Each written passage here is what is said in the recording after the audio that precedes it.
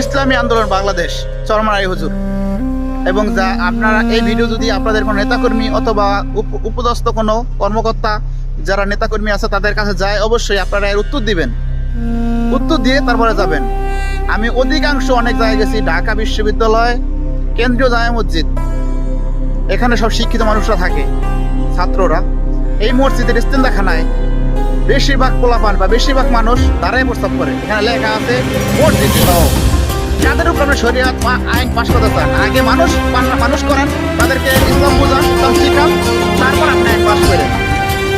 আপনি কাদের উপরে আইন চাপাই দিলে আইন মানে নিব না মানুষ, মানতে সময় লাগবে।